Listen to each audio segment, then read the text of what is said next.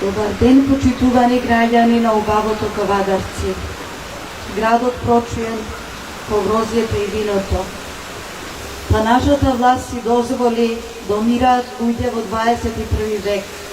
Откако се случи повеќе смртни случаи, тогаш постапно го зголемуваше лекот при кафта. Имало пари за покачување на платите на функционерите, но немало пари за лицата со посебни потреби. Жално и вистинито. Лицата со посебни потреби со многу хронични диагнози кои што се заведени во шифрарникот на Светската здравствена организација земаат само мал допринос од 4000 денари. А додека претежно искомплицираните и хендикепирани лица земаат 7000 до 8000 мобилност. Тоа е срамота.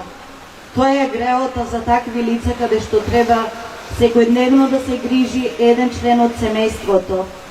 Затоа демократи предлага барем да биде мобилноста колку една просечна плата во државата Македонија.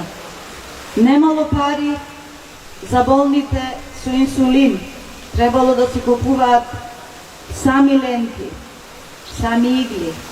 Немало пари за болните од хемофилија, бидејќи секогаш каснеле годишните програми и секогаш излегувале со образложение, па сега каснат тендерите.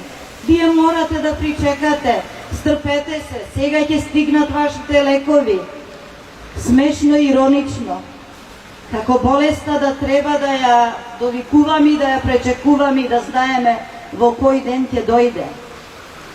Не сме воопшто да нема континуитет во набавките на лекови. Немало пари за болните со ретки болести.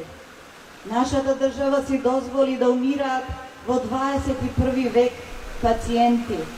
Срамота. Иако Светската здравствена организација предлага подеднаков третман за сите, за жал во нашата напатена држава тоа го нема. Но има пари за покачување на платите на функционерите.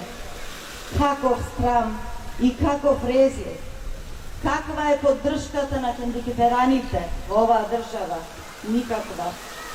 Како може да живеат луѓето со срцеви заболувања, со реуматски заболувања и со ред други диагнози во шифрарникот на Светската организација за здравство? Иако во правилникот за правата на пациентите стои подеднаков третман за сите и заштита од матичната држава. За жал тоа го немаме. Во оваа држава само имаме срамно покачување на цените на функционерите, додека се останато тоне и пропаѓа.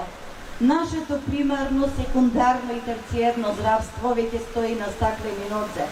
Се крши. Луѓе, освестете се.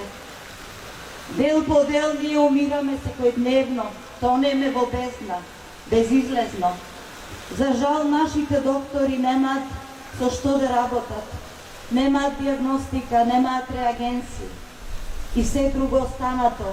Па затоа нашиот медицински персонал, приморан во потрага за екзистенција, излегува надвор во светот, каде што може да просперира, каде што таму политиката не меша прсти во здравствениот систем. За жал, Македонија е на работна пропаст. Затоа, апелирам до сите вас, освестете се, за да си ја спасиме Македонија. Македонија вечна, да живее Македонија. Благодарам на внимание.